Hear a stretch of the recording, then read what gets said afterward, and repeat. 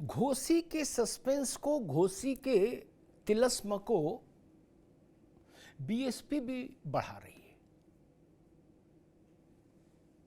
BSP ने अभी तक पत्ते नहीं खोले कि वो घोसी से अपना उम्मीदवार उतारेगी नहीं उतारेगी, उतारेगी तो किसको उतारेगी। क्योंकि राजनीतिक पंडित कह रहे हैं कि पहले ये क्लियर हो जाए कि मायावती जी की पार्टी यहां क्या करने वाली है, उसके बाद कुछ तखमीना लगे, उसके बाद कुछ अंदाज लगे कि जीतेगा कौन। दारा सिंह चौहान जीतेंगे या सुधाकर सिंह जीतेंगे। ये समझिए उत्तर प्रदेश में मायावती की पार्टी का फैक्टर इतना महत्वपूर्ण है। दोनों दल सांस रोककर प्रतीक्षा कर रहे हैं कि भाई मायावती कुछ फैसला करे तो रणनीति समझ में आए, तो हम भी अपनी नीति उसके अनुरूप बनाएं। लड़ाई बड़ी है। सुधाकर सिंह पर समाजवादी पार्टी ने दांव लगाया। पुराने खिलाड़ी है इस इलाके के। ये वही सुधाकर सिंह है जिनका टिकट काटकर अखिलेश यादव ने दारा सिंह चौहान को 22 में चुनाव लड़ाया था। अब दारा सिंह तो फिर वापस चले गए भाजपा में और सुधाकर सिंह पर अखिलेश यादव को फिर से भरोसा करना पड़ा। और सुधाकर सिंह की एक विशिष्टता और भी है। वो इसी जमीन पर, इसी इलाके में फागू चौहान को हरा चुके, जिनको बाद में भाजपा ने गवर्नर बनाया, और मुख्तार अंसारी को भी हरा चुके हैं। दोनों बड़े नाम हैं पूर्वांचल के। और सुधाकर सिंह ये भी प्रचारित कर रहे हैं इस चुनाव में कि भाई मेरा ये आखिरी चुनाव है, हमें आखिरी बार विधानसभा भेज दो। ऐसी अपील बड़ी मारक हो जाती है, जान लीजिए। और दूसरी तरफ दारा सिंह चौहान है और उनको जोर लगा के हैया करने के लिए, वकफ करने के लिए ओम प्रकाश राजभर हैं। और बाकी भाजपा का अपना संगठन और सब तो है ही। ये कांटे की लड़ाई फंस गई घोसी में। कांग्रेस क्या करेगी ये भी अभी घोषणा नहीं हुई है। माना जा रहा है कि INDIA जो गठबंधन बना है उसके नाते कांग्रेस को सपा के पीछे खड़ा होना चाहिए और सुधाकर सिंह को सपोर्ट करना चाहिए, लेकिन अनाउंसमेंट नहीं हुआ अभी तक। क्यों? जब देश भर के लिए गठबंधन बन गया तो घोसी में अनाउंसमेंट करने में क्या दिक्कत थी? सबसे पहले जब सुधाकर सिंह के नाम का ऐलान सपा ने किया था, कांग्रेस को तभी ऐलान कर देना चाहिए था कि हम सुधाकर सिंह के पीछे खड़े होंगे, लेकिन अभी तक ऐलान नहीं हुआ। पीछे खड़े होंगे ऐसा माना जा रहा है, लेकिन घोषणा भी कोई चीज होती है। इसलिए मैंने ये सब तथ्य आपके संज्ञान में लाया मैं कि ताकि आपको ये पता लगे कि घोसी का तापक्रम कितना ज्यादा है, घोसी में करंट कितना ज्यादा है राजनीतिक। अखिलेश यादव ने आज एक ट्वीट किया है और उन्होंने कहा है कि घोसी हम जीतेंगे, सुधाकर सिंह घोसी में सुधार लाएंगे। भारतीय जनता पार्टी कह रही है कि मुंगेरी लाल के सपने हैं, दारा सिंह चौहान जीतेंगे और बड़े मार्जिन से जीतेंगे। और ऐसा ही भरोसा भाजपा को ओम प्रकाश राजभर भी दिला रहे हैं कि हम बैठे हैं। हम इसीलिए मैंने शुरुआत में कहा था सबका इम्तिहान, अखिलेश यादव का इम्तिहान, योगी आदित्यनाथ का भी इम्तिहान, पूर्वांचल का थर्मामीटर होगा घोसी। लिख लीजिए 24 में पूर्वांचल की दशा दिशा क्या रहने वाली है, हवा किस दिशा में बहेगी, इसका एक महत्वपूर्ण संकेत और संदेश घोसी से निकलेगा, ये जान लीजिए। इसीलिए मैंने थर्मामीटर शब्द प्रयोग किया। वहां से हम जान पाएंगे कि पूर्वांचल अब कैसे सोच रहा है। वो विधानसभा चुनाव वाली रो में ही है तो वो भाजपा के लिए अच्छा दृश्य नहीं था। पूर्वांचल के कई जिलों में भारतीय जनता पार्टी का विजय रथ पूरी तरह अवरुद्ध हो गया था। और अगर बदल गया है मौसम पूर्वांचल में तो घोसी से पता लगेगा। दारा सिंह की को कितना वोट मिलता है और वो कितने मार्जिन से जीतते हैं, इसी से पता लगेगा कि बीजेपी के लिए पूर्वांचल का मानस कितना बदला। और दारा सिंह और ओम प्रकाश राजभर की स्थिति परिस्थिति एनडीए में क्या रहेगी वो भी इसी से तय हो जाएगा। इसलिए एक ब्लड टेस्ट होता ना, एक बार सिरिंज से ब्लड निकाला जाता है और फिर उसमें ही सैकड़ों किस्म के शरीर के टेस्ट हो जाते हैं, थायराइड से लेके और बीपी और शुगर तक, नहीं लिपिड प्रोफाइल तक। वैसे घोसी है, यह उत्तर प्रदेश की राजनीति के तमाम परीक्षणों का वो है, टेस्ट केस है परीक्षण के लिए, जान लीजिए। ये बात अखिलेश यादव ने ठीक कही कि घोसी के नतीजा, इससे जो भी नतीजा आएगा चुनाव का, उसका संदेश केवल प्रदेश नहीं देश भर में जाएगा। इस बात से मैं सहमत हूं, इसीलिए मैं घोसी पर आज बहस करने आया कि ये एक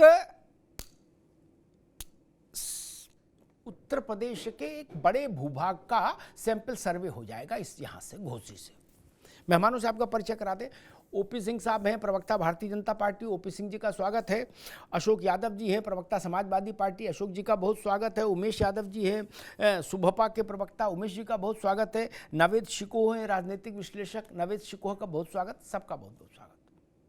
नवेद शिकोह जी, बड़ी कठिन है डगर पनघट की, लड़ाई विकट है, बीच का कोई रास्ता नहीं, नाक एक की कटनी तय, दोनों नाक नहीं बच सकती ना,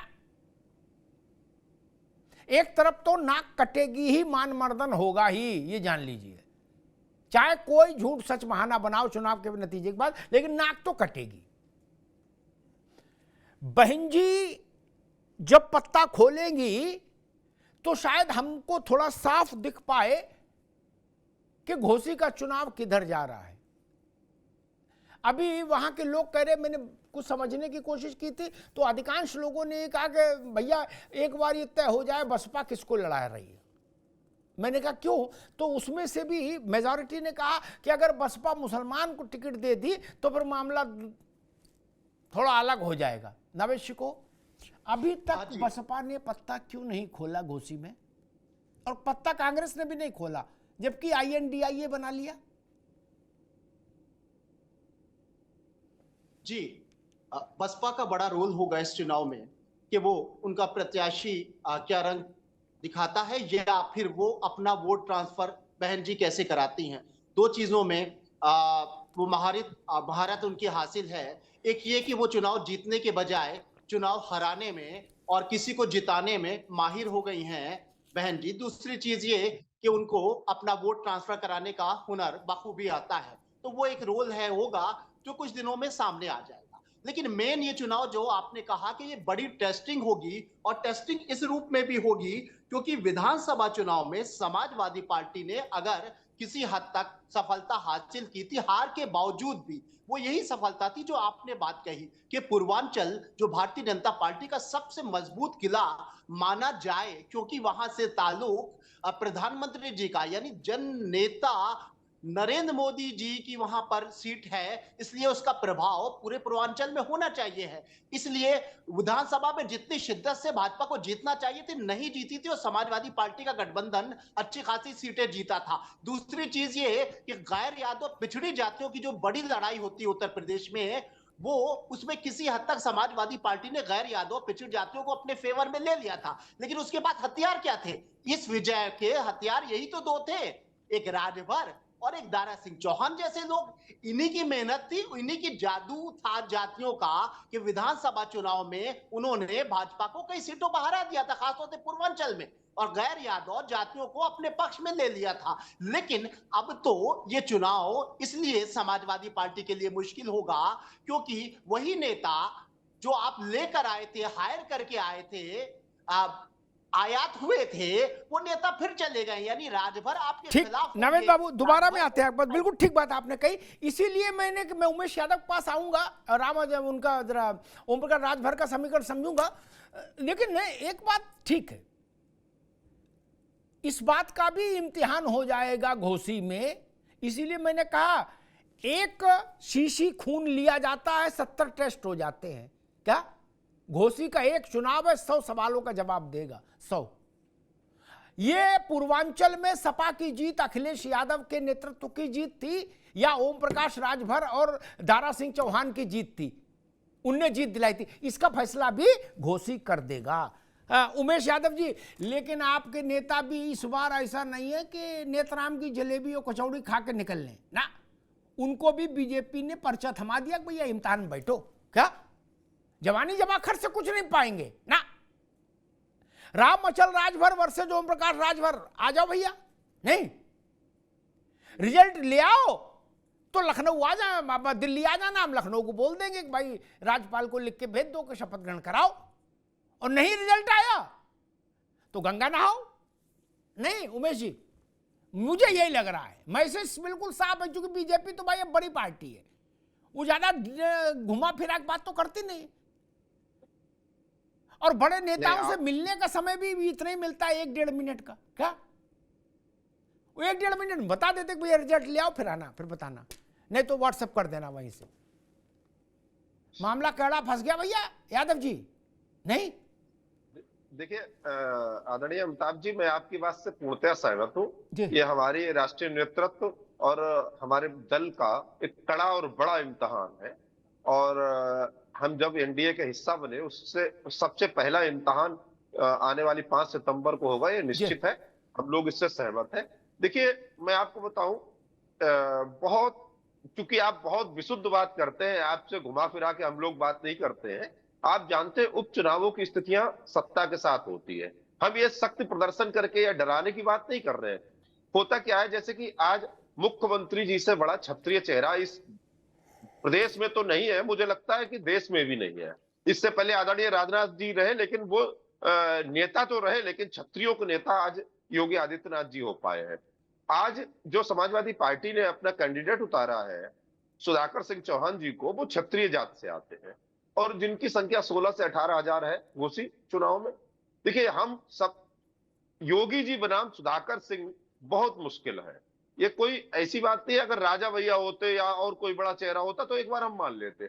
योगी जी बनाम सुधाकर सिंह बहुत बड़ा अंतर है, हम उनकी ही कम्युनिटी में बहुत भारी पड़ेंगे, पहली बात। दूसरी बात, जो 2022 का परिणाम था उसमें स्वयं दारा सिंह चौहान एक बड़ा चेहरा थे, चौहान राजभर यादव ये मिलके इतनी बड़ी संख्या होते थे, वो परिणाम अलग आ गए। लेकिन इस बार जब हम राजभर, माननीय ओम प्रकाश राजभर जी साथ आ गए, दारा सिंह चौहान स्वयं प्रत्याशी हैं।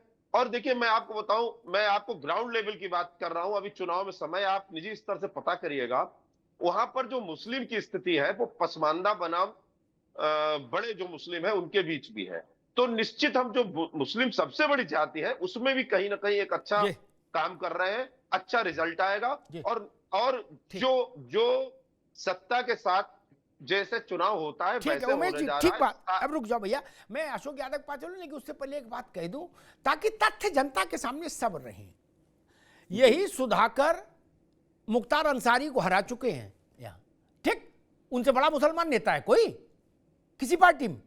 बताओ, पूर्वांचल में उनसे बड़ी मूंछ है किसी के पास? हो तो दिखाओ, उनको हराए थे कि नहीं? सर फागू चौहान हारे कि नहीं हारे ओपी सिंह की पार्टी के, इन्हीं सुधाकर से? इसलिए एक चीज ध्यान रखिए। दूसरी बात आई, उमेश जी ने कही कि सत्ता का अपर हैंड होता है बाई इलेक्शन में। ये ऐसी धारणा है जो चल गई तो ठीक, नहीं चली तो ठीक। ठीक, ये सार्वकालिक धारणा नहीं है। उत्तर प्रदेश ने इसको कई बार तोड़ा, इस धारणा को। उत्तर प्रदेश के एक मुख्यमंत्री बाई इलेक्शन हार गए थे, उमेश यादव लिख लो, आगे काम आएगा बहस में कभी, ठीक, मुख्यमंत्री चुनाव हार गए थे, पता है, त्रिभुवन नारायण सिंह, टीएन सिंह, ठीक। एक तो ये समझ लो। दूसरी बात, जब भाजपा प्रचंड बहुमत से सरकार में आई थी, ओपी सिंह जी को उसकी पीड़ा याद होगी। तो गोरखपुर और केशव प्रसाद मौर्य का इलाका दोनों हारे थे कि नहीं हारे, और उसके बाद कैराना हारे, क्या बाई इलेक्शन ही थे ना। इसलिए ये धारणा नहीं, चुनाव होता है मित्र, ऑपरेशन है, ऑपरेशन कोई छोटा बड़ा नहीं होता। शरीर तो खुलेगा, इतना खुले और चाहे इतना खुले, इन्फेक्शन कभी भी हो सकता है।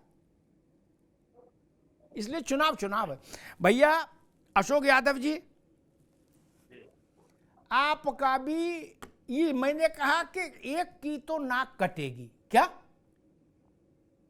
सुधाकर जीत गए तो आप ये कह सकते हो कि हमारे नेता पर वोट पड़ा था पूर्वांचल में, किसी ओम प्रकाश राजभर और इस पे नहीं पड़ा था, दारा सिंह पे। और अगर सुधाकर बाबू हार गए क्या, तो आपकी पार्टी की लुटिया डूब जाएगी क्या। फिर आदमी कहेगा जब अखिलेश यादव को पूर्वांचल में भी वोट नहीं मिला उनके कहने से, और पश्चिम में जयंत के कहने से मिला, तो अखिलेश यादव को वोट मिलेगा कहां, इटावा में। अशोक जी, ये बड़ा खतरनाक इम्तिहान है। धर्म कांटा पर बैठाल दिया है घोसी, धर्म कांटा पे कसम से। अब बिना तुले भाग नहीं सकते ना, और अब तो डिजिटल हो गए सब धर्म कांटा। अशोक जी जी अमिताभ जी, देखिए ये जनता जो घोसी की जनता है, क्योंकि मेरा गृह जनपद आजमगढ़ है, हम लोग अक्सर आते जाते रहते हैं। अभी तो क्योंकि चुनाव प्रचार के लिए कई बार आना जाना हुआ, तो वहाँ की जो लोकल जनता है घोसी की, वो जनता बड़े आश्चर्य में है। वो कह रही कि हमने विधायक बनाया था 5 साल के लिए, कि हमारा प्रतिनिधित्व जो है दारा सिंह चौहान जी करेंगे 5 साल के लिए। अब जो उपचुनाव होते हैं किसी दुर्घटना की वजह से या किसी अन्य कारण से, तो जनता उस चीज को समझ लेती, चलो भाई उपचुनाव इस वजह से हो रहा है। लेकिन ये उपचुनाव अपने आप में बड़ा अजीबोगरीब है। जनता यह कह रही है कि अभी 1.5 साल पहले इनको हम लोग चुनाव जिता के भेजे, और इनके मन में इतना मंत्री पद पाने की लालच है, ये जो है तत्काल पाला बदल के भाजपा में चले गए। अब ग्राउंड रियलिटी ये है कि जो जातिगत समीकरण अमिताभ जी वहां पे समाजवादी पार्टी के साथ तो है, लेकिन जो केमिस्ट्री है वहां की घोसी की, वो केमिस्ट्री भी समाजवादी पार्टी के साथ हो गई है। इसलिए क्योंकि दारा सिंह चौहान को जनता इंतजार कर रही है, ये दल बदलुआ आए हमारे पास, तब इसका इलाज हम लोग करेंगे। वहां की मतलब लोकल लैंग्वेज की बात मैं कर रहा हूँ। वो जनता यह कह रही है कि दल बदलुआ आए हमारे साथ। और माननीय ओम प्रकाश राजभर जी की बात जहां तक है, वो जो वोट मांग रहे हैं, अभी कितना दिन पहले वोट मांग रहे हैं, तो यही माननीय योगी जी को गाली दे रहे थे, माननीय मोदी जी को गाली दे रहे, सबको एक से, और वो भी भद्दी गालियां दे रहे थे। तो जनता जान रही है कि एक भी राजभर विधायक इन्होंने नहीं बनाया। चौहान जी की बात जहां तक है, चौहान समाज ये कह रहा है कि चौहान समाज के लिए दारा सिंह ने किया क्या, सिर्फ और सिर्फ अपनी थैली और अपना पद, दो ही चीज इन्होंने देखा। इनकी जो राजनीतिक शुरुआत थी, आप क्योंकि बहुत सीनियर जर्नलिस्ट है, ये बसपा से इनको राज्यसभा भेजा गया था, और वो भी बहन जी ने इनको सेकंड सीट दिया था जहां से विधायक कम थे। माननीय नेताजी ने इनको कहा कि एक पिछड़े समाज का बेटा जो है जब पार्लियामेंट में जाएगा अपर हाउस में, तो पिछड़े समाज का मान सम्मान बढ़ेगा। दारा सिंह को नेताजी के आशीर्वाद से राज्यसभा में जो है जगह मिली। उसके बाद बहन जी ने इनको लोकसभा में जो है लीडर बनाया अपने पार्टी का, लेकिन वहां भी नहीं टिके ये। तो ये जो है इसकी सिर्फ और सिर्फ एक ही विचारधारा है कि किसी तरह से ये प्रकार मंत्री पद मिलता है। नहीं वो तो ठीक है अशोक बाबू, मेरा सवाल दूसरा था। मैं कह रहा हूं ये जो तो सब बातें ठीक ही हैं, मैं पूछ रहा था कि इस बार भागने का रास्ता नहीं घोसी में, एक की तो नाक कटनी तय है, नहीं सारे पत्ते पलट जाएंगे, ये जान लो। अब मैं ओम प्रकाश जी के पास चलूं, लेकिन उससे पहले एक बात कह दूं। अशोक जी ने जो बात कही वो भी ठीक है कि भाई दल बदलुआ आए हम लठे आएंगे, ठीक हो सकता है, ऐसा भी कह रहा हूं। मैंने कई लोगों से बात की, क्या वो मालूम क्या कह रहे यादव जी, क्या वो कह रहे भैया ठीक ही किया दारा सिंह इधर आ गए हैं, सपा में रहने टेलीफोन से धरोगा विश्व नहीं सुन रहा था क्या, अब 20 लाठी और मार रहा जिसकी सिफारिश कर दें दारा सिंह। अगर ये सिफारिश कर दें एक बार, रामलाल अपना आदमी है, तो रामलाल पर डबल धारा ठोक दे रहा था दरोगा, और 20 लाठी मार रहा था क्या, तो नेतागिरी कैसे चलेगी।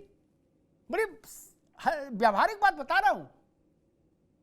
एक बात मैं भी जिसको नहीं अभी नहीं, जिसको नेतागिरी करनी है उसके कहने से एक काम नहीं हो सकता, हैंडपंप नहीं लग सकता, क्या नेतागिरी करेगा? वो करे, अच्छी बात है, भाजपा के संग रहना चाहिए दारा सिंह को।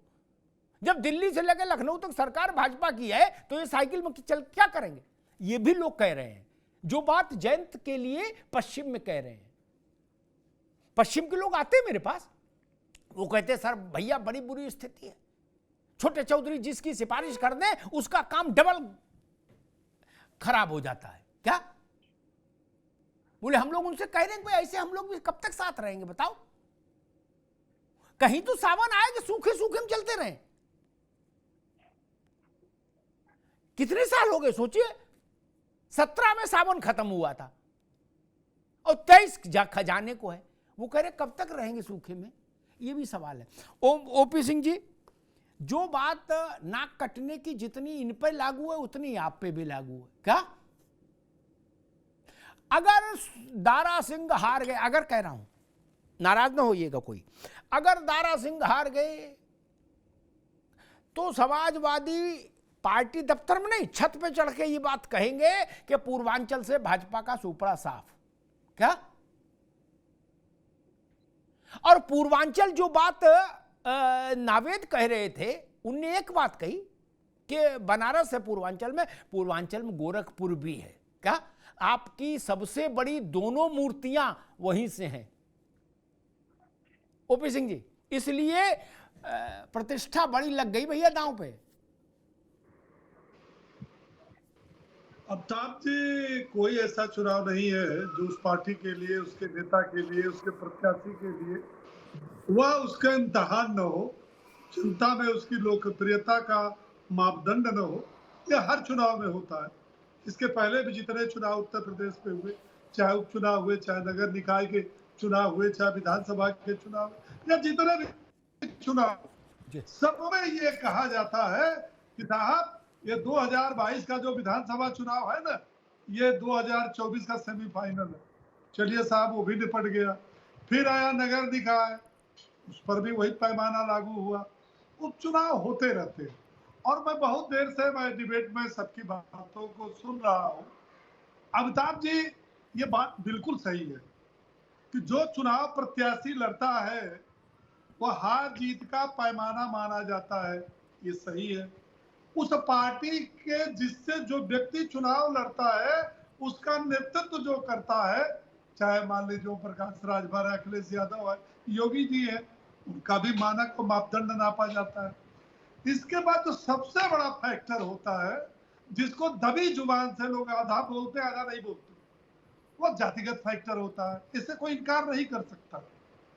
अगर इनकार कर सकता तो अखिलेश यादव जैसे राष्ट्रीय नेता एमओआई का नारा 2022 में न लगाते, 2024 में पीडीए का नारा न लगाते। मतलब समझ रहे हैं ना, जातिगत समीकरण। लेकिन इन सब समीकरणों के ऊपर एक समीकरण है और वो पूरे उत्तर प्रदेश की समीकरण है, जो सारे विधानसभा, सारे लोकसभा में अब तक लागू होता है और जितने भी उपचुनाव हुए हैं, जो आगे उपचुनाव होंगे, उसमें लागू होगा। और वो दो पैमाना है जो बड़ा महत्वपूर्ण है ताज जी। एक है कानून व्यवस्था और एक है विकास। जब उत्तर प्रदेश के चुनाव में जाएंगे तो जनता ये विकास के मानक पर सबको तौलती है। अरे भाई, 4 बार समाजवादी पार्टी की थी, घोसी में कितना विकास हुआ, ये डबल इंजन की सरकार आई, घोसी में कितना विकास हुआ। अच्छा, पूर्वांचल में 4 जनपद ऐसे थे, आपको तो सारा पता है, एक प्रयागराज, एक गाजीपुर, एक आजमगढ़, एक मऊ, जो गुंडा राज से प्रभावित था। इन चारों जनपदों को गुंडा राज से मुक्ति मिली है। और विकास हमने कितना किया, ये उस पैमाने पर चुनाव में जब जाएंगे तो हमको बताना पड़ेगा कि हमने कितना विकास किया। तो कई चीजें मिलकर के ये चुनाव होता है। अखिलेश यादव जी की 2 बातें, आप 3 बातें याद रखिए। नंबर 1, 2014 से ये चुनाव तो हम ही जीतेंगे, भारी वोटों से जीतेंगे।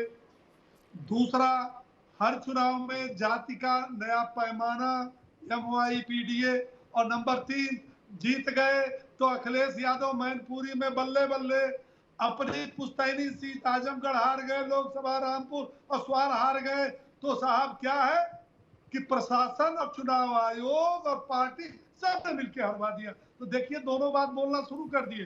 बोल रहे हैं घोसी में हम ही जीतेंगे, लेकिन फिर बोला है वो दोनों द्वार खोले रहते हैं, हार गया तो ये और जीत गया तो ये। ठीक ओम प्रकाश जी, ठीक कि जो है घोसी में अधिकारी तैनात किए जा रहे हैं, पैसा ओपी सिंह अभी रुकना होगा, अब मैं नावेद के पास चलूंगा, लेकिन एक बात मैं कहूं, जो बात ओपी सिंह ने की उस पर मुझे एक टिप्पणी करनी है।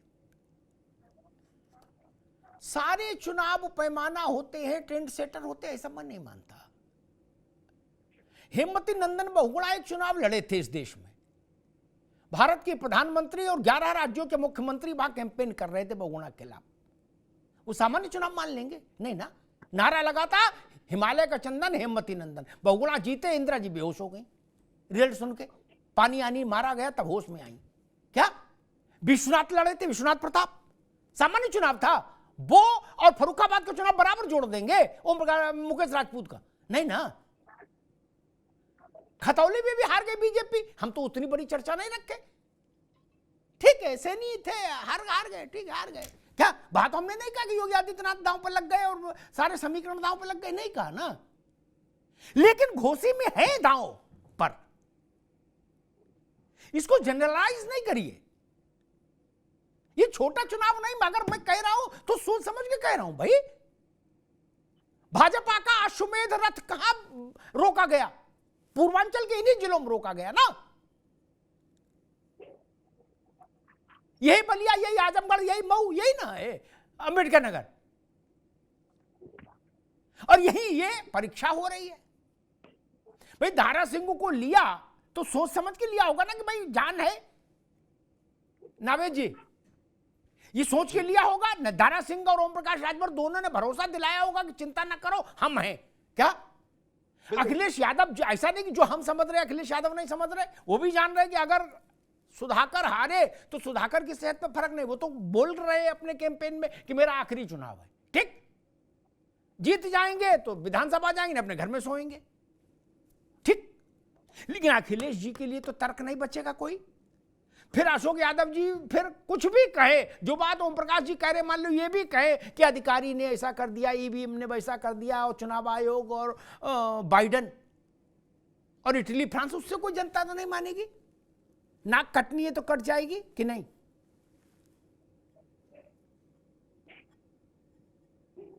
जी, अशोक यादव जी ने अभी एक बात कही कि बीजेपी प्रत्याशी की हार होगी, और उसका एक कारण बताया कि वो दल बदलू हैं।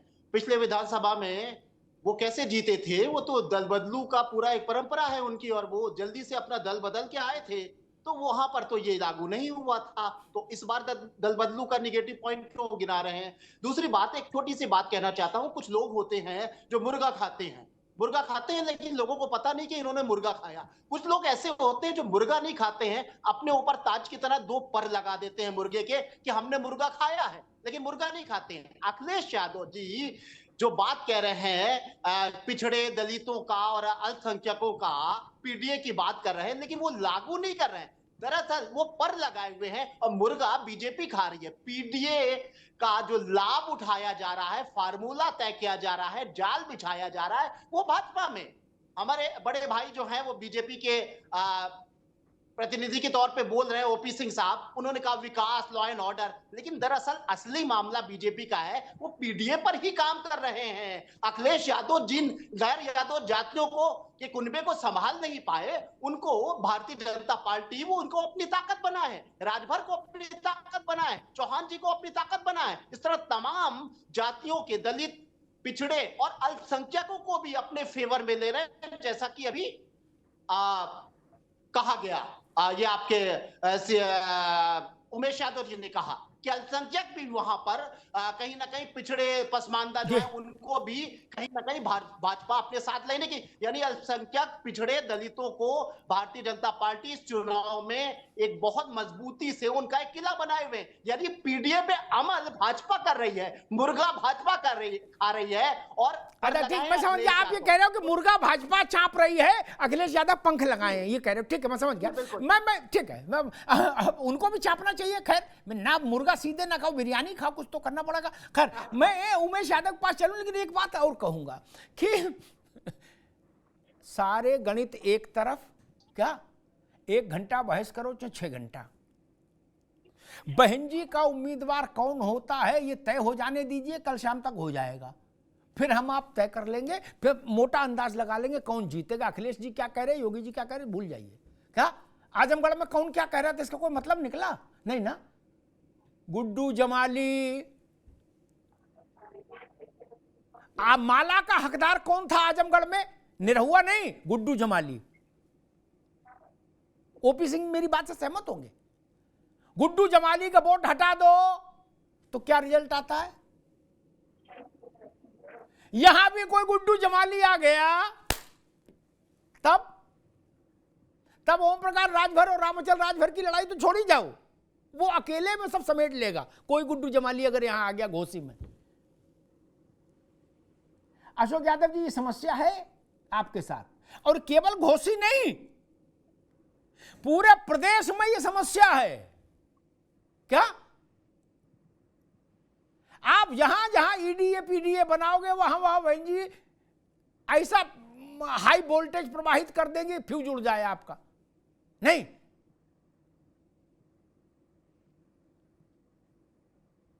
रामपुर इसलिए आपको हरा दिया कि वहां लड़ी नहीं, आजमगढ़ इसलिए हरा दिया कि लड़ी। क्या अब कर लो बात अशोक जी, तो क्या करिएगा।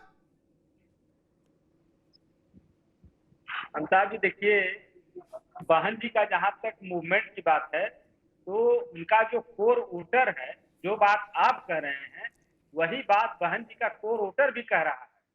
और वो इस बात को, पहले तो ये बातें पर्दे के पीछे हुआ करती थी, अब ये बातें पर्दे के सामने चाय पान की दुकानों पे और सड़कों पे हो रही। अरे आजमगढ़ में भी हो रही थी, आप लोग यही कह रहे थे कि अमिताभ जी अब कुछ बचा नहीं, ये सब बातें टीवी की हैं। आजमगढ़ में हम घूम रहे हैं, हम प्रचार कर रहे हैं, हम देख रहे हैं, कुछ 1,2,60,000 वोट गुड्डू जमाली की जेब में निकले। क्या आप ध्वस्तीभूत हो गए। वही बात आप घोषी में दोहरा रहे हो कि ये पता लग गया, दिस लग गया, देट लग गया। भाई 13% वोट तो उनके पास है ना, ठोक पीट की मजबूती के साथ, वो कहां ले जाओगे अशोक जी। देखिए, वही मैं कहने की कोशिश कर रहा था अमिताभ जी कि काट की हाड़ी बार बार नहीं चढ़ती। जब एक चाल आप चल के कामयाब हो गए, फिर अगली चाल आप अगर उसी पैटर्न पे चलेंगे तो आपको कामयाब होने की दर जो है काफी हद तक कम हो जाएगी, क्योंकि उसके काउंटर के लिए। अच्छा, अगर हो गए कामयाब तब क्या करिएगा, तब चातुर्मास व्रत करिएगा, क्या करिएगा फिर। मान लो हो गए कामयाब बसपा वाले, फिर तब क्या करिएगा आप। देखिए, जहां तक बात बसपा के कामयाब होने की है या बसपा के वहां पे टिकट वोट कटवा की भूमिका की है, इस बार वहां पे केमिस्ट्री ऐसी बनी है अमिताभ जी कि वहां पे बसपा की कोई वोट कटवा की भूमिका नहीं चल पाएगी जी। और रह गई बात जो इसके पहले आप कह रहे थे, सावन भादो की बात आप कर रहे थे अमिताभ जी। सावन की चिंता माननीय प्रकाश राजभर जी, मैं बड़ी हंसी आ रही मुझे कहके कि उन्होंने कहा कि गाजीपुर का डीएम मेरी बात नहीं सुनता है। उनके लड़के की शादी थी, आपको पता होगा, अरविंद राजभर की, सड़क नहीं बनवा पाए। प्रकाश राजभर जी कैबिनेट मंत्री थे, तो सावन की हरियाणा अब एक्सप्रेस वे बनवा देंगे, अब एक्सप्रेस वे बनवा देंगे, चलो अब समस्या खत्म। लेकिन आपके साथ रहते तो सड़क क्या, फिर तो थाने से साइकिल नहीं छुड़ा सकते थे ओम प्रकाश राजभर।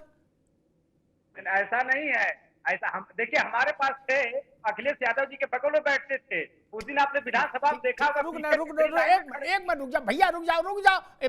मैं तो बहुत प्रैक्टिकल आदमी हूं, सारे मित्र मुझे जानते हैं, मैं कतई हिपोक्रेसी में यकीन नहीं रखता। एक उदाहरण दे दो, उमेश यादव पर चलूंगा, फिर ओपी सिंह जी से पूछूंगा एक सवाल। बड़ी बड़ी बातें हो रही, हाथ कंगन को आरसी किया और पढ़े लिखे को फारसी किया। शिवपाल जी का एक उनके स्टाफ का, उनका करीबी बालक पकड़ गया, उसकी गाड़ी में कुछ गड़बड़ सड़बड़ मिला सामान। क्या टेलीफोन से नहीं छूटा। अशोक यादव नोट करो मेरी बात, शिवपाल यादव के टेलीफोन से नहीं छूटा। 200-500 आदमी लेके थाने जाना पड़ा। 18 विभागों का मंत्री रहा जो आदमी, क्या 18 विभागों का, क्या उसको थाने जाना पड़ा, थाने में झंझट करना पड़ा, घंटा भर बवाल करना पड़ा, तब जाके एक अदद लड़के को छुटा पाए। क्या तो ओम प्रकाश राजभर क्या कर लेते? ये तो पुलिया क्या, ये तो अपनी साइकिल इनकी चोरी हो जाती, ये रिपोर्ट नहीं लिखा पाते। शिवपाल जी छोटे नेता हैं, गलत कह रहा हूं तो टोक दीजिएगा मित्र। नावेद तो लखनऊ में रहते, इन्होंने देखा कितना ड्रामा करना पड़ा एक जरा से, मतलब जो टेलीफोन से छूट जाता है आदमी। क्या पता लगा अशोक यादव को भेज दिया, उसने कहा कि मानी शिवपाल जी बात करेंगे, दरोगा जय हिंद करके तुम गैर सर, क्या ऐसे होता है ना? या आपने कभी सुना? एक और पकड़ा गए थे जिनके खिलाफ FIR हुई थी, वो कुछ ट्विटर पे लिख देते थे। क्या नावेद जी को पता? अखिलेश जी को DGP के दफ्तर चल के जाना पड़ा था। क्या जाना पड़ा था ना?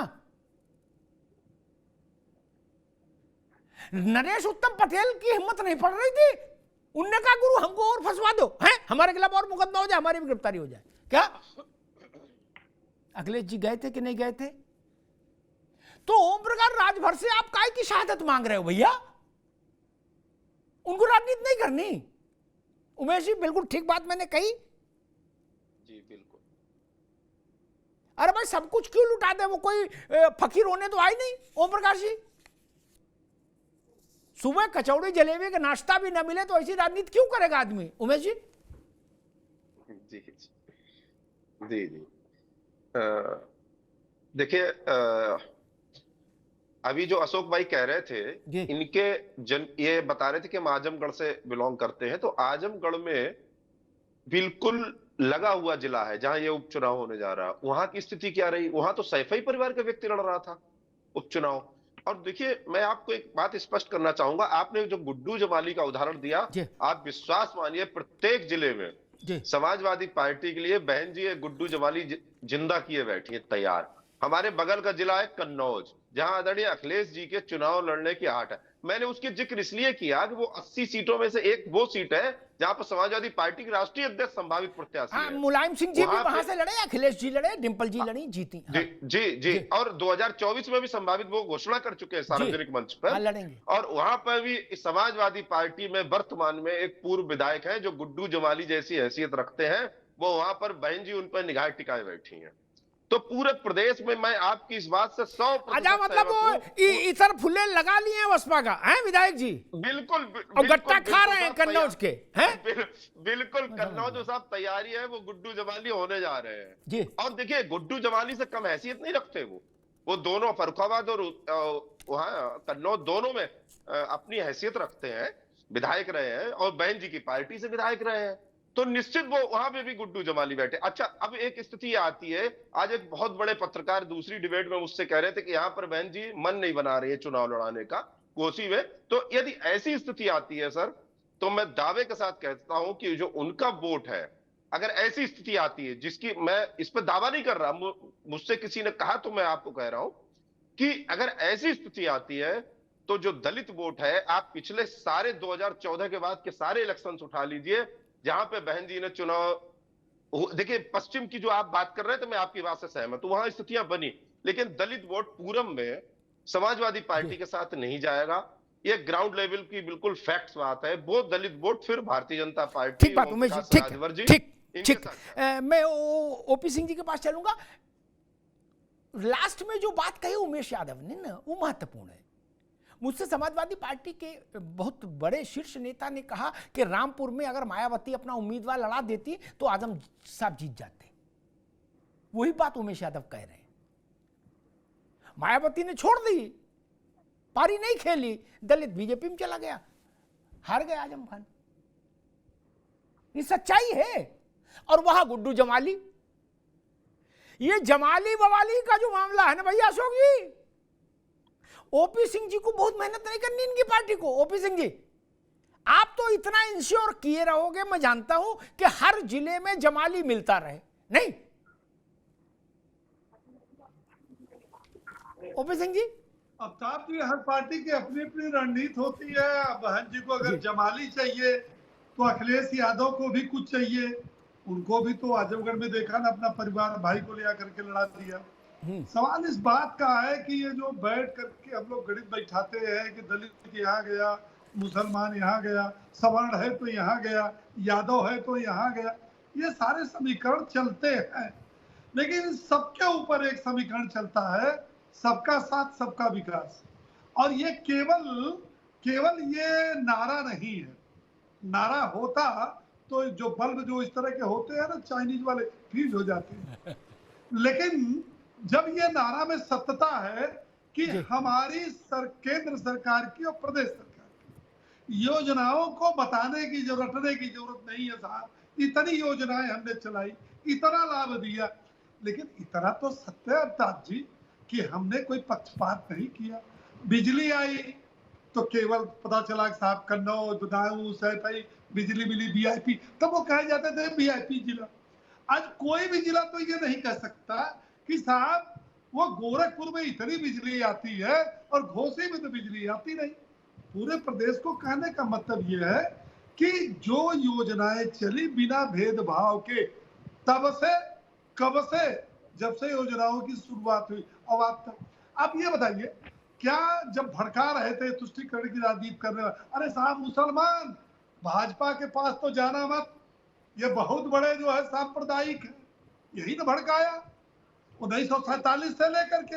वो भड़काने का काम कांग्रेस करती थी, अब क्षेत्रीय पार्टियां करती हैं, आज भी कर रही है। लेकिन उन मुसलमानों को क्या करेंगे जिनकी बहुत बड़ी संख्या है और जिनकी केंद्र प्रदेश में सरकार है, एक चवन्नी का लाभ मिला नहीं। कब्रिस्तान पर 300 करोड़ रुपया खर्च हुआ, कब्रिस्तान से तो चावल दाल रोटी सब्जी मिलेगी नहीं, कब्रिस्तान से आवास तो मिलेगा नहीं, कब्रिस्तान से किसान सम्मान निधि तो मिलेगी नहीं। तो जो ये जनता, भारतीय जनता पार्टी सबके साथ है। अब ये क्या करते हैं कि साहब पीडीए लगा देंगे तो हमारे साथ पिछड़ा, अरे भैया पिछड़ा वर्ग के साथ किए क्या हो आप? आज अम्बेडकर जी को नाम जप रहे हो, आपकी सरकार थी तो किस प्रकार से दलितों का पीड़न किया। और क्या ये बात छिपी हुई है कि तुम जिन पिछड़ों की बात करते हो, जब सरकार में मलाई लेने की बात आई तो आपने किसको बांट दिया? आपने 10 पूड़ी अशोक यादव को दिया, तो उमेश जी को 2 दिया और हमको आपने एक भी नहीं दिया। तो ये जो चीजें हैं वो गई नहीं। दूसरी बात देखिए ये है कि जनता इस समय उत्तर प्रदेश की शांति से खा पी जी रही है, उसको जो सुविधाओं का लाभ मिल रहा है वो चैन से अगर आप कभी अपने चैनल से निकलवाइए तो हर आदमी कहेगा भैया हमको कोई डर नहीं है, हमको ये नहीं है कि मुख्तार अंसारी का फोन आ रहा होगा, अतीक का आ रहा होगा, विजय मिश्रा का फोन आ रहा होगा। आप ये बताइए कि छोटे बड़े जो भी अपराधी हैं आज वो या तो जेल में है, या तो प्रदेश से बाहर है, या तो ऊपर वाले अल्लाह को प्यारे हो गए। यही 3 स्थिति है। ये बहुत बड़ी उपलब्धि है। ठीक, ओपी सिंह जी अभी रुके, मैं एक प्रश्न मेरा, ठीक है ओपी सिंह जी ठीक बात कही आपने। मेरे दिमाग में एक प्रश्न खड़ा होता है, कोई विधानसभा क्षेत्र हो, कोई लोकसभा क्षेत्र हो, नावेद जी,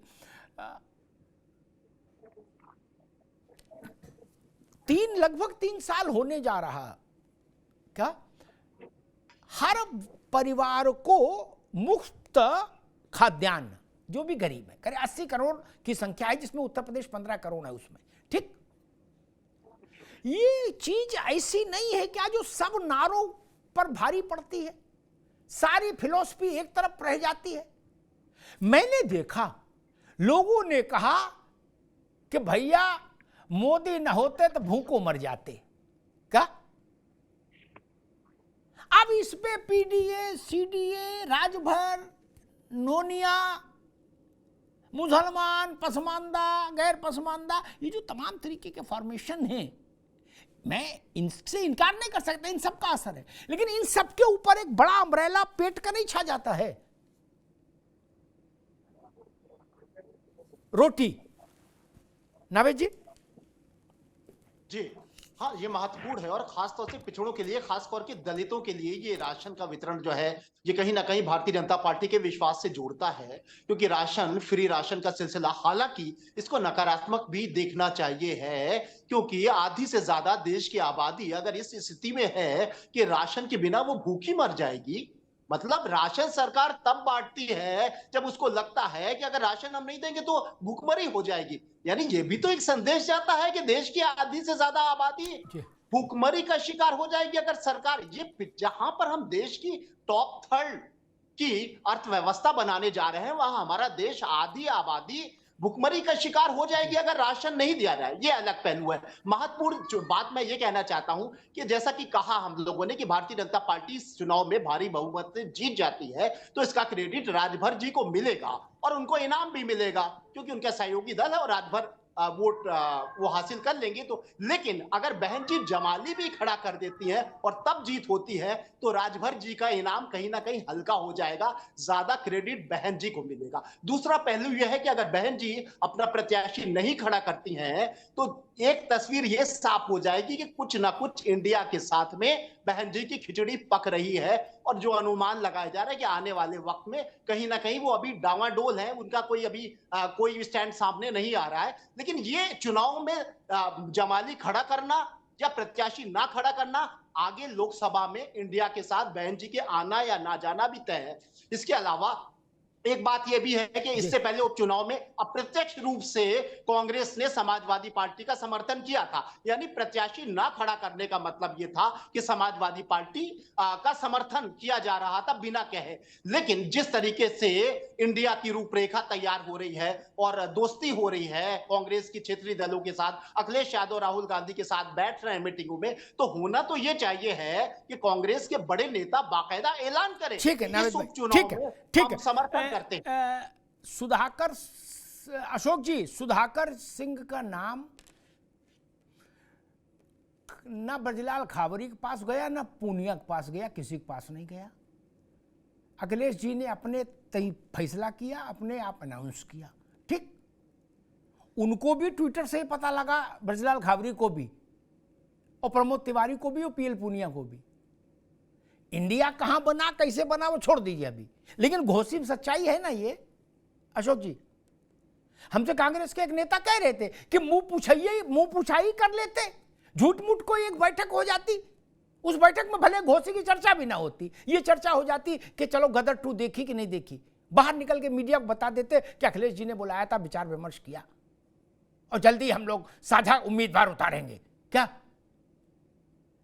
बोले वो तो मतलब झूठ मूठ का भी तिलक नहीं लगाए अशोक जी। देखिए जी, घोषी समाजवादी पार्टी की जीत रही है और समाजवादी पार्टी, अरे वो तो जीत रही है, कांग्रेस का क्या करें, जो करे हम तो पूरे देश में इंडिया बना लिए, अखिलेश जी घोषी में इंडिया घुसने नहीं दिए। वही मैं कहने जा रहा हूँ कि देखिए कांग्रेस पार्टी या जो भी इंडिया गठबंधन के हमारे सहयोगी हैं, इस सीट पे सबका सहयोग है और रह गई बात सबके साथ बैठ के मीटिंग करने की, तो ये लोकसभा चुनाव नहीं है। नहीं वो करे झूठ मूठ की मीटिंग कर लेते तो संदेश जाता, मीटिंग में गदर 2 डिस्कस कर लेते, ओ माय गॉड डिस्कस कर लेते। सारे देखिए ममता भाई, सारे राजनीतिक दलों का, हमारे जो भी सहयोगी इंडिया गठबंधन के, सबका इसमें आंख बंद करके समर्थन है समाजवादी पार्टी को, और समाजवादी पार्टी चूंकि इंडिया गठबंधन के साथ है इसलिए इसमें कोई बात आनी ही नहीं। ठीक अशोक बाबू, मैं आपकी बात आंख बंद करके मान लेता, आप मेरे मित्र हो, कम से कम कांग्रेस के मुख्यालय से, कार्यालय सचिव से एक चिट्ठी जारी करा देते कि सुधाकर सिंह हमारे ज्वाइंट कैंडिडेट हैं, इनको हमारा पूरा समर्थन है। उमेश यादव गलत तो नहीं कहा सर? बिल्कुल भाई, राजभर है ना मंच पर, ओम प्रकाश राजभर दारा सिंह के लिए, फिर ब्रजलाल खाबरी क्यों नहीं है? उमेश जी, क्या इंडिया घोषी में गड़बड़ा रहा है, क्या लगता है आपको? सर, एक उत्तरांचल में उपचुनाव होने जा रहा है बागेश्वर सीट पर। जी हाँ, सुरक्षित सीट है। हाँ। अभी मुझे थोड़ी देर पहले जानकारी हुई कि वहां कांग्रेस और समाजवादी पार्टी दोनों कैंडिडेट लड़ा रही है। एक कौन सा वाला INDIA है, ये हो गई बात। मैं आपकी डिबेट में बैठने से चूंकि डिटेल नहीं जान पाया, मुझे किसी ने बताया तो उसमें दोनों ने कैंडिडेट उतार दिए हैं। अभी मैं डिटेल नहीं जान पाया। बागेश्वर सीट है सुरक्षित उत्तरांचल में, और वो भी 5 सितंबर को ही चुनाव है। हाँ है। तो उस पे मैं अभी दूसरे चैनल पे बैठने जा रहा हूं, तो मैं ये कह रहा हूं सर कि कौन सा, इसीलिए मैंने उंगली उठाई, अपना समय मांगा आपसे कि अभी जो अशोक भाई कह रहे हैं इनको शायद जानकारी नहीं है। तो वो जो बागेश्वर में दोनों ने कैंडिडेट उतार दिया, तो कौन सा इंडिया बना रहे हो मित्र? हमें बताओ ना। और देखिए हमारा एनडीए आपने ही स्पष्ट किया कि हमारे राष्ट्रीय अध्यक्ष जी उस मंच पे थे और सबसे बीच वाली कमान संभाले हुए थे पीला अंगोछा डाल के, दोनों तरफ हाथ उठा के माननीय प्रदेश अब जबकि वो तो बागेश्वर सीट का नाम है, बागेश्वर धाम वाले बाबा का बवाल नहीं है। उनसे तो चलो आप डर भी जाओ कि बागेश्वर वाले बाबा है, वहां तो सीट का मसला था, वहां भी आप लोग लड़ा दिए। सर उत्तरांचल में है सर, जी उत्तरांचल में वही कह रहा हूं। ओपी सिंह जी, क्या उत्तर प्रदेश में बौनी होनी थी INDIA की, बिस्मिल्लाह होना था घोसी से, क्या बिस्मिल्लाह कुछ जमा नहीं? आप क्या देख रहे हैं इसके पीछे कारण? अमिताभ जी, हमको आपको क्या जमेगा, पूरा देश जो है इस चीज को देख रहा है कि किस तरह से इन्होंने अपनी एकता बनाई है। मेरी तो शुभकामना है कि 2024 चुनाव तक और मतगणना तक इनकी एकता बनी रहे, ये मेरी शुभकामना। और मेरी यह भी शुभकामना है कि ये मिल करके एक बार चुनाव लड़ ले, क्योंकि ये कह रहे हैं कि अगर हम 2024 में इंडिया सफल नहीं होंगे तो 2029 में अपनी पार्टी की जब एकता करेंगे चुनाव से ठीक 1.5-2 महीना पहले, तो उसका नाम वर्ल्ड रखें, सारा सब पूरी दुनिया उसमें आ जाएगी। अभी तो इंडिया में जो है पूरे भारत के अंदर जितनी पार्टियां, देखिए नाम बदलने से कुछ होता नहीं, आप किसी का नाम कुछ भी रख लीजिए, लेकिन जब तक आपके कर्म जो है, कर्म की जो व्यक्तित्व है जनता के सामने नहीं है। आप अभी अमिताभ जी हैं, अमिताभ अग्निहोत्री है, आप कल कहिए ना भाई इतना बड़ा नाम रखता हूं, लेकिन अमिताभ जी की सेहत पर कोई फर्क नहीं पड़ता, क्योंकि अमिताभ जी के नेचर के बारे में लोगों को पता। मैंने क्या कहा, अमिताभ अग्निहोत्री के नेचर के बारे में पता, हमारे नेचर के बारे में पता, वही दुनिया उसका आकलन करती है। ये इन्होंने जो बनाया है और जिस तरह से सबको इकट्ठा, आप बताइए शिवसेना की स्थापना किसके खिलाफ हुई? कांग्रेस के खिलाफ। भैया लालू दादा को जेल किसने भेजा चारा घोटाला में? कांग्रेस ने भेजा। मुलायम सिंह की ऐसी तैसी किसने की अपने शासन में? कांग्रेस ने की। पश्चिम बंगाल में दीदी बनाम राहुल की क्या थी कैंपेनिंग? दुनिया ने देखा। मतलब कहने का मतलब यह है कि ये हमारे कहने से कोई फर्क नहीं पड़ता, ये है। लेकिन आप जो ये कह रहे हैं घोषणा में इंडिया की फर्क, अरे किसको कौन पूछ रहा है? अमिताभ जी कोई किसी को पूछ रहा है? आपने कहा ना खाबरी को एक तो पत्र दे देते, खाबरी खुश हो जाते और लिख देते कि मेरी भी सहमति है, क्योंकि मैं वेंटिलेटर पर हूँ इस समय, लेकिन फिर भी मेरी जो है सहमति वहां पर। और भी जितनी पार्टियां, देखिए जो कहा हमारे इन्होंने मोदी जी ने, घमंडिया पार्टी, यह सुनने में जरूर ऐसा लगता है, लेकिन आप सबका देखिए सब तरफ दीदी करते। ठीक है ओपी सिंह, अभी रुकना होगा। मैं अशोक भाई से छोटा सा प्रश्न लूंगा, बस समय कम है। अशोक जी, मैं बराए नाम ही सही, रस्मन ही सही, फॉर्मेलिटी के नाम पर ही सही, मान लो ऐसी एक रिलीज जारी हो जाती क्या कि INDIA के संयुक्त प्रत्याशी सुधाकर सिंह है, तो कोई नुकसान तो नहीं था, इज्जत कांग्रेस की भी रह जाती। नहीं भाई, यूपी में और ना मानो कांग्रेस तो है। अब वो क्या कहें बताओ, ब्रजलाल खाबरी और PL पूनिया, वो सब लोग, नकुल दुबे क्या कहें बताओ, उनके पास तो कुछ कहने को नहीं बचा। लोग पूछ रहे, तुमसे पूछा, वो टेलीफोन किया, बोले नहीं, बोले व्हाट्सएप भी नहीं किया, बोले नहीं। बोले गजब यार, तुम कह रहे कि हमारा रिश्ता जुड़ गया, समझाना हो गया, और समधी ने वहां बुलाया नहीं, तब कैसे लगा? अशोक जी। अमिताभ जी देखिए, जो ये चुनाव हो रहा है, जी हेलो अमिताभ जी, जो ये चुनाव हो रहा है, ये चुनाव जो इंडिया का गठबंधन है, ये गठबंधन के लिए चुनाव, लोकसभा का गठबंधन के लिए इंडिया बना है। रह गई बात उपचुनाव में चिट्ठी जारी करने की, पत्री जारी करने की, तो ये हमारा शीर्ष नेतृत्व है, कांग्रेस का शीर्ष नेतृत्व है, ये इसका जो है जो भी स्ट्रेटेजिकली डिसीजन होगा, ये डिसीजन सबके सामने होगा। और तीसरी बात कि समाजवादी पार्टी के साथ इंडिया के जो भी गठबंधन के लोग हैं, सारे लोग हैं और सारे लोग एक सुर में चुनाव लड़ेंगे हमारे साथ में। जी ठीक चुनाव का एक अंत में एक बात कही अशोक जी ने अगर मैं उसको गठबंधन के INDIA के बीच का स्वर मानूं तो एक खतरे की घंटी बज गई। नावेद बाबू आप समझिएगा, 24 तो दूर है, अभी तो 23 में मुचैटा होना है। राजस्थान, छत्तीसगढ़, मध्य प्रदेश, क्या जो बात अशोक बाबू ने यहां के लिए कही कि ये तो लोकसभा का नहीं है चुनाव, तो मध्य प्रदेश, छत्तीसगढ़, राजस्थान में अगर भगवान का नाम लेके केजरीवाल जी की पार्टी लड़ गई तो भाजपा को लड्डू बांटने से कौन रोक सकता है? को रोक सकता है? फिर गुजरात में वही हुआ ना। कांग्रेस अपने जीवन के सबसे न्यूनतम स्तर पर कैसे पहुंच गई? All credit goes to Arvind Kejriwal, all credit. नहीं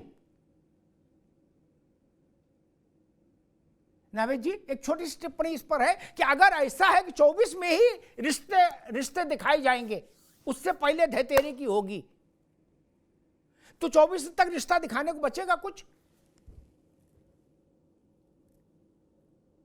ये उपचुनाव जो है इसको हम एनडीए और इंडिया की फुल ड्रेस रिहर्सल मान रहे हैं। फुल ड्रेस रिहर्सल का मतलब होता है कि कुर्ता पैजामे का कॉम्बिनेशन सही है, धोती सही बंधी हुई है, टोपी सही लगी हुई है, चल के देख लें, ऐसा ना हो कि फाइनल में कुछ गड़बड़ हो जाए। तो ये एनडीए और का एक फुल ड्रेस रिहर्सल है और इसमें उत्तर प्रदेश फेल होता नजर इसलिए आ रहा है क्योंकि जो हम लोगों ने गुड्डू जमाली की बात कही कि बसपा कोई गुड्डू जमाली ले आएगी और सपा हार जाएगी। लेकिन अगर मैं ये नहीं कह रहा हूं कि खाबरी के साथ चिट्ठी लिखवा दी जाती, मैं तो ये कह रहा हूं उपचुनाव में सपर प्रत्याशी के साथ में राहुल गांधी को सभाएं करना चाहिए थी, क्योंकि जो मुसलमानों का प्यार उमड़ रहा है कांग्रेस को लेकर, अगर राहुल गांधी और कांग्रेस जम के उनके समर्थन के लिए आ जाती इस चुनाव में तो वो गुड्डू जमाली के पास मुस्लिम वोट नहीं जाता और समाजवादी पार्टी की जीतने की उम्मीद ज्यादा बढ़ जाती और फिर इंडिया का ये फुल ड्रेस रिहर्सल सफल हो जाता। ये फुल ड्रेस रिहर्सल है। और भाई देखो, बीजेपी से आप नाराज हो चाहे खुश रहो, लेकिन ये काम तो जो भी करते हैं उसमें ताकत पूरी झोंक देते हैं। क्या इनने घोसी में पूरा एनडीए उतार दिया? क्या सबसे कहा चेहरा दिखाओ, आके मंच पे मिलो? क्या ये नहीं कि लोकसभा में देखेंगे और संयुक्त राष्ट्र संघ में देखेंगे ना, आओ मेहनत करो। राजनीति होनी भी ऐसे ही चाहिए। और आपका तो नया रिश्ता जुड़ा था, एक लोक जीवन की बात है, सबको ये माला है। ओपी सिंह जी भी मेरी बात से सहमत होंगे, अशोक जी भी, कि नया रिश्ता समझाना जुड़े कहीं तो सत्यनारायण कथा में भी जाया जाता है कि लोग कहते भैया कच्चा रिश्ता है अभी है, 10 साल पुराने समझी हो जाए तो चलो ना जाओ, फिर शादी ब्याह गमी में ही चले जाओ, तब भी रिश्ता चलता रहता है। लेकिन ताजे रिश्ते में तो अशोक जी सत्यनारायण कथा में भी जाया जाता है और गाय के पड़ा हो तो खिचड़ी खाने भी जाते हैं, नहीं जाते? जाते हैं ना। रिश्ता है भाई, रिश्ते को पानी देना है, सींचना है। यहां पर आप चूक गए, यहां पर आप चूक गए। उस गठबंधन का मान ही नहीं रहा। कैंडिडेट आपका, आपकी पार्टी का होना तो ठीक है, लेकिन 2-4 और लोगों को भी बैठाल देते भाई। कहते ये लड़के के चाचा हैं, दादा हैं, फूफा हैं, क्या बुराई थी? मिलनी होती है ना। ओपी सिंह जी, हमारे यहाँ शादी मिलनी होती है? बहुरिया तो दूल्हे को मिलती है, लेकिन मिलनी तो सबकी होती है ना, फूफा की भी, मौसा की भी, चाचा की भी। क्या 11 रुपया से होती है ना? मिलनी तो करा देते, खाबरी की भी नहीं, जयंत चौधरी की भी करा देते, 11-11 रुपया देते, एक नारियल 11 रुपया और टीका लगा देते। क्या तो भी इज्जत बच जाती। अब ओम प्रकाश राजभर वहां ललकार रहे हैं और खावरी जी घर दफ्तर में बैठे हैं, तो ये मामला खैर ये पार्टियों को देखने का विषय। लेकिन हाँ, इस पूरी बहस से मुझे एक बात समझ में आती है कि घोसी वो प्रस्थान बिंदु है जिसका जब परिणाम आएगा तो किसी के लिए भागने के लिए कोई गली नहीं मिलेगी, ये जान लीजिए। क्या बहुत दिनों बाद ऐसा चुनाव फंसा है जिसमें भागने की, वरना नेता बड़ा चतुर होता है, तुरंत बहाना बना देता गोल गोल। इसमें गोल गोल बहाना नहीं चलेगा ना, परिणाम आएगा, सीधे सटीक व्याख्या होगी। और मैं इस बात से सहमत हूं, अगर बहन जी के योगदान से दारा सिंह जीते, मैं तो बड़ा स्पष्ट बोलता भैया, तो उमेश जी के लिए बुरी खबर है, फिर आपको 1 किलो वाला डब्बा नहीं मिलेगा, फिर तिलक में जो 4 लड्डू वाला छोटा डब्बा बच्चों के लिए होता है वो मिल सकता है। मैं जान रहा हूं भाजपा बहुत हार्ड बार्गेनर है। ओपी सिंह जी मुस्कुरा रहे हैं, क्या हम लोग जाते थे शादी ब्याह तिलक में तो वो बच्चों को 4 छोटा लड्डू के डब्बे मिलते थे ना। तो ये ध्यान रखना, बीजेपी कहेगी भैया आधी मेहनत तो हाथी वाले की है, आपको पूरा रिजल्ट कैसे दे दे, पूरा इनाम कैसे दे दे, इनाम बट जाएगा। सह विजेता भी तो होते हैं कई बार, बोले भाई ये 2 लोगों को मिलके मिलेगा इनाम। एक दूसरी चीज मैं कहूंगा कि पूर्वांचल बहुत सेंसिटिव है, प्रतिष्ठा की दृष्टि से भी सेंसिटिव है। भाजपा के तो दोनों बड़ी मूर्तियां वहीं से हैं, तो कुछ भी कहने के लिए बचता नहीं फिर पूर्वांचल का कोई नतीजा है। और 22 का परिणाम हमको बताता है कि बीजेपी के लिए पूर्वांचल चिंता का सबब था, 22 में बड़ी चिंता का विषय था। आजमगढ़, मऊ, बलिया, यहां उसके रथ के लिए मुश्किल हो गई थी, घोड़ों ने टांग ऊपर उठा दी थी भैया। वहां का माहौल बदला कि नहीं बदला यह पता लग जाएगा यहां से। दारा सिंह को हो सकता है उत्तर प्रदेश की राजनीति में बहुत बड़ा चेहरा नहीं है, न सुधाकर है, लेकिन उनकी जीत हार का संदेश बड़ा है।